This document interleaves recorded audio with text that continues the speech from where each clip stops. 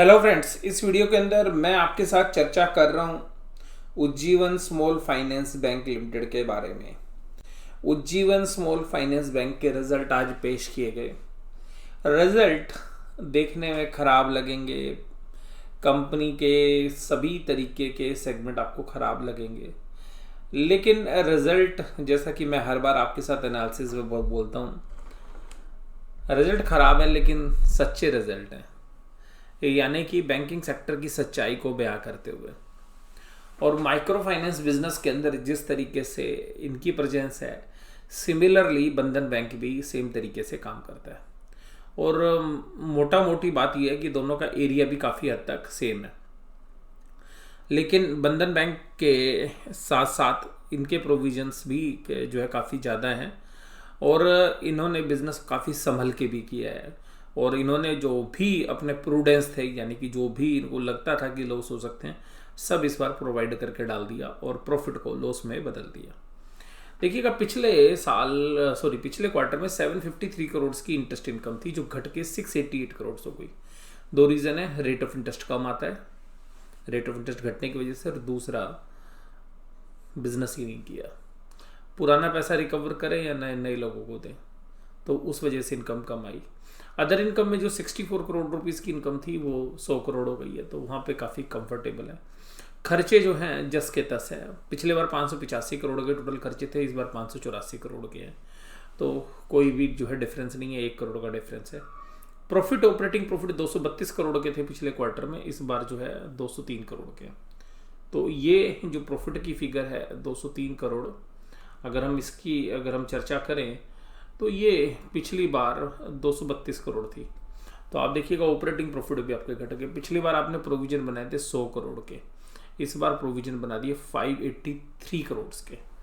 और भाई साहब, ये जो प्रोविजन बनाया ना 583 करोड़ का, ये बता रहा है कि आप के बिजनेस में काफ़ी प्रॉब्लम है। लेकिन ये इसके साथ नहीं है, 5 गुना से भी ज़्यादा प्रोविजन इस बार बना है। ये इनके साथ नहीं है प्रॉब्लम, ये मोस्टली बैंकों के साथ है। लेकिन बहुत सारे बैंकों ने इस चीज़ को मैनेज करके दिखाया। इन्होंने साफ साफ जो है लिख दिया कि भैया ये पकड़िए, इतना लॉस होगा और हम सब प्रोवाइड कर रहे हैं। तो प्रोविजंस देखिएगा 824 करोड़ को हो गया पिछले 9 महीने के दौरान। पिछले 9 महीने का प्रोविजन 824 करोड़ का, जो पिछले बार केवल 74 करोड़ का था। तो ये वास्तव में कोविड की वजह से जो समस्या आई है वो इन्होंने रिपोर्ट की है। और 379 करोड़ के प्रॉफिट बिफोर टैक्स थे, टैक्स एडजस्ट करने के बाद 278 करोड़ के लॉस हैं। ये मैक्सिमम लॉस है जो इसने आज तक रिपोर्ट किया है इस क्वार्टर के अंदर। और एक क्वार्टर के अंदर लॉस आया है 1 रुपये 61 पैसे का। चीज़ तो सच्ची है, लेकिन रिजल्ट खराब है। रिजल्ट खराब है, प्रोवाइड कर लिया है। ग्रोस एनपीए दिखा रहे 0.96 और नेट एनपीए दिखा रहे 0.05। लेकिन इससे बात नहीं बनेगी।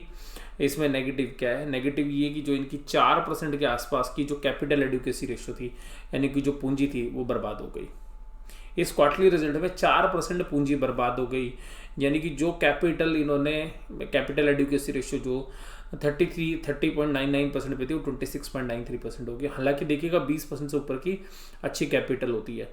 तो अगर ये कैपिटल एडिक्वेसी रेशियो अभी भी ग्रोथ करने के लिए काफ़ी है इनके पास, लेकिन देखिएगा जो सेटबैक इनको लगा है बिजनेस के अंदर, वो काफ़ी जो है परेशान करने वाला है। और सारा का सारा जो लॉस है वो 411 करोड़ का जो है रिटेल बिजनेस में है।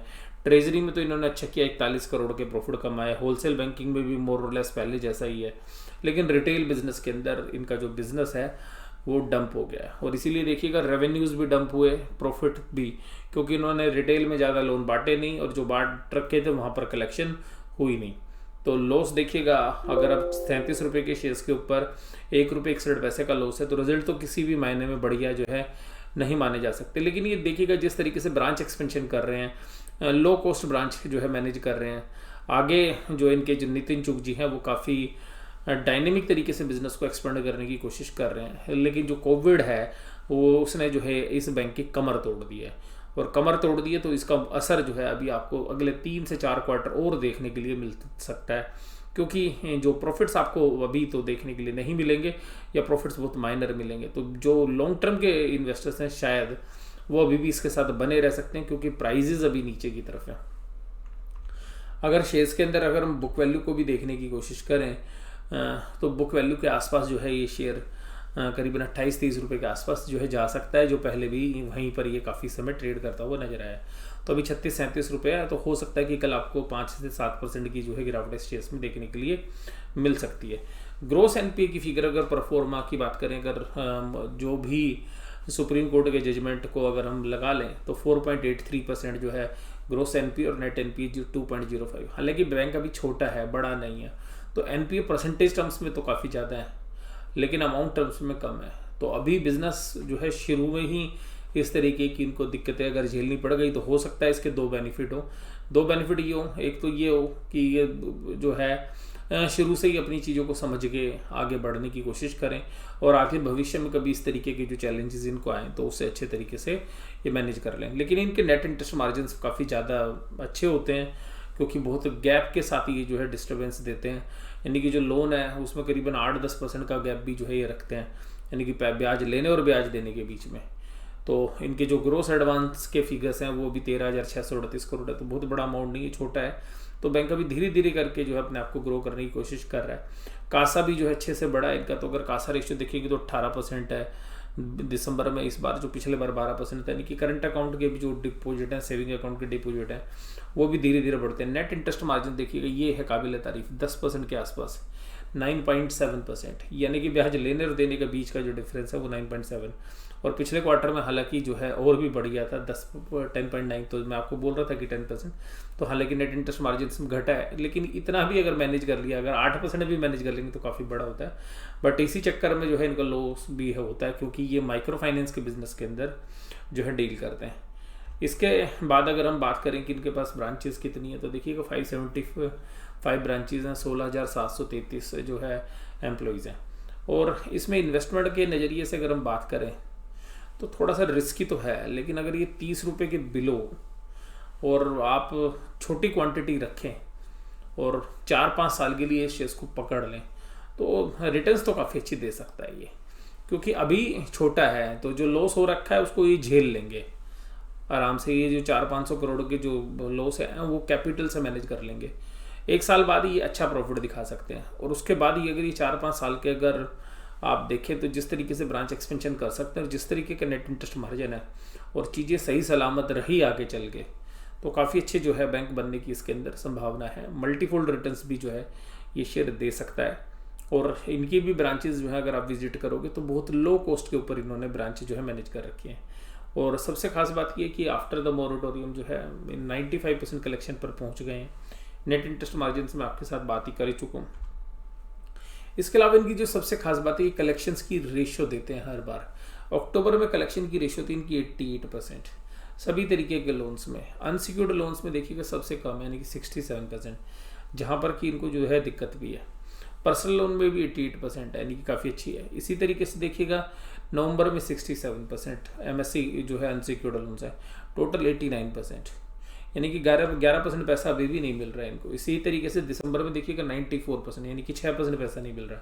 तो दिसंबर में काफ़ी अच्छा इंप्रूव जो है हुआ है। लेकिन अनसिक्योर्ड लोन जो है एमएससी है उसमें अभी भी जो है दिक्कत है। और जनवरी में फिर देखिएगा 66 पे आ गया और रेशियो भी जो है 92% हो गई। तो इसका मतलब है कलेक्शन की प्रॉब्लम इनको जो है अभी भी है।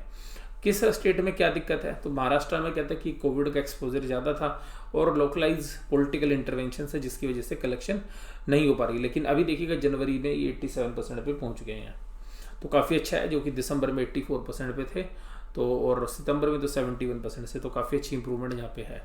उसके अलावा वेस्ट बंगाल में क्या है कि भाई साहब लोन वेवर की जो है डिमांड कर रहे हैं, वो लोग प्रोटेस्ट कर रहे हैं। और लॉकडाउन और ट्रांसपोर्ट की अनअवेलेबिलिटी है, तो जो आप लोग जानते हैं बंगाल में, तो अगर ट्रांसपोर्टेशन नहीं होगा, क्योंकि छोटे गांव दूर दराज में भी इन्होंने काफ़ी पैसा बांट रखा है, तो 92% ही जो है रिकवरी अभी हो रही है, जो पहले 74% थी सितंबर में। तो काफ़ी अच्छी इंप्रूवमेंट है। तो आप ये उम्मीद कर सकते हैं कि अगले क्वार्टर में काफ़ी इंप्रूवमेंट हो सकती है। हालांकि आसाम में हालत सुधर नहीं रही है, क्योंकि वो जो माइक्रो फाइनेंस बिल है उसी का जो है वो विरोध कर रहे हैं और पॉलिटिकल डिस्टर्बेंस की बात हो रही है। तो ये देखिएगा परसेंटेज जो है आसाम में हालत अच्छी नहीं है। पंजाब में जो है फार्म बिल का प्रोटेस्ट जो है चल रहा है, वो आप लोग जानते हुए दिल्ली में भी चल रहा है। 78% पे थी इनकी कलेक्शन सितंबर में, जो भी 88 हो गई। तो इम्प्रूवमेंट तो हो रही है, यानी कि नेक्स्ट क्वार्टर में आपको अच्छी इंप्रूवमेंट देखने के लिए मिल सकती है। और प्रोविजंस काफ़ी बड़े अमाउंट में जो है इन्होंने अभी बना लिए। तो आगे मैं वही आपके साथ बात कर रहा था कि भविष्य उज्जवल हो सकता है इनका, और किस तरीके से इन्होंने मोरेटोरियम्स की जो है लोन बुक को मैनेज किया है उसको रिस्ट्रक्चरिंग करके।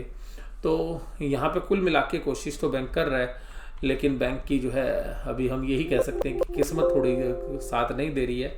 और अगर अभी 2-3 क्वार्टर अभी जो है डाउन द लाइन अगर हम देखने की कोशिश करें तो उसके बाद ही जो है एक पिक्चर क्लियर हो पाएगी। बट इस रिजल्ट में मुझे बस एक ही बात अच्छी लगती है कि जो और बैंकों के रिजल्ट में नहीं लगती कि सारी चीज़ें ट्रांसपेरेंट तरीके से बताने की कोशिश करते हैं और सारी चीज़ें हमें बैंक के बारे में पता चल जाती है।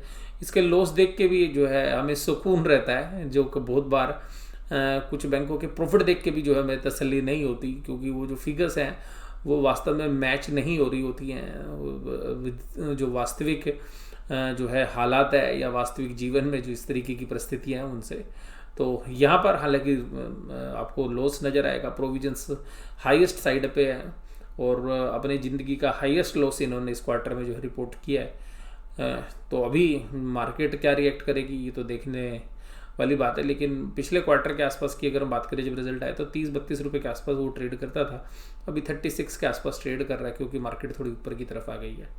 तो मुझे 30 रुपये से नीचे जो है इसमें लगता है कि अगर इस तरीके के बैंक की रिप्लेसमेंट वैल्यू जो है वो आ जाती है 30 रुपये से नीचे, तो 30 रुपये से नीचे ज़्यादा समय ये जो है रहने वाला नहीं है। और मतलब अब आप ये मान के चलिए अगर 4-5 साल अगर इसको रखें और फिर ये ठीक से बिजनेस करेंगे तो अच्छी रिटर्न्स भी जो है ये शेयर देने का दम रखता है। आपको ये एनालिसिस कैसा लगा जरूर से जरूर मुझे कमेंट बॉक्स में बताइए। वीडियो देखने के लिए धन्यवाद। Thank you very much.